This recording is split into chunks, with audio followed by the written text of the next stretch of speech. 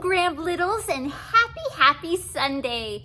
Are you ready to read an arch book with Graham Ninny? I am too. Let's get to it. The Lord calls Samuel. Look at that. This guy looks pretty young. This is Samuel. This was taken from 1 Samuel chapters 1 through 3 and adapted for you by Susan Hammond from the Bible. Pictures are by Elizabeth Swisher. Thank you, Elizabeth and Susan. We will enjoy this. The Lord calls Samuel. Can you see? All right, here we go. Long ago in ancient Israel, many people disobeyed. They ignored God and his promises and didn't care what he'd say. They were more worried about themselves. But there were those who loved God, like Elkanah and his wife. They faithfully gave God offerings and honored him in their life. Although God had blessed them richly, Hannah didn't have a son. There were children in the neighborhood, but poor Hannah didn't even have one. No children for Hannah. Graham Ninny doesn't have a son either. I can relate on that.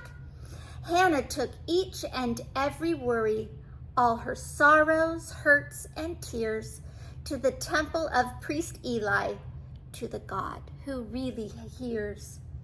Lord, look on me, your servant. Please give me a son, she prayed. Then I will give him back to you to serve thee all his days. She's a pretty consecrated woman, isn't she? Then Hannah's prayer was answered with a beautiful baby boy. She named the baby Samuel. He was her pride and joy, like you are to your loved ones. But Hannah still remembered the promise that she made. She brought Samuel to priest Eli, and that's where Samuel stayed. That'd have been rough. Samuel served God in the temple. He lived with Eli and his sons. Samuel saw the sons' great wickedness. Eli disciplined no one. So here she's keeping her promise and remembered what she'd said, and God answered her with the very request she prayed for. Doesn't always happen, but this time it did.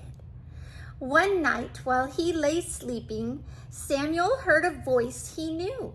So he went to Eli's room to ask, "Priest Eli, is that you?" "Go back to bed now, Samuel. It wasn't me, that's clear." Samuel went to bed, but once again he heard the voice so near. 2 more times he went to Eli. 2 more times Eli sent him to bed. Finally, Eli said, "Now, Samuel, I know this isn't in your head." In other words, you're not making this up. Eli believed him. "Say, 'Speak, Lord, I am listening,' next time his voice calls you. Then come and tell me all he said so that I may know it too." So Samuel obeyed priest Eli and did as he had said. The voice of the Lord then told him Eli and his sons would soon be dead. God did exactly as he said in Samuel's wake-up call. Then he used Samuel throughout the land as his messenger to them all. He was reliable, and God knew he could count on him. Like Samuel, you can hear God speak in the Bible, God's holy word. And his word tells of our many sins and the best news ever heard. God called you and he made you his, baptized with his word and water. You were brought to God through Jesus Christ and made his precious son or daughter. That's exactly true. He loves you and is grateful for all the good you do. Stay hopeful. Stay true and be wonderful, special little you.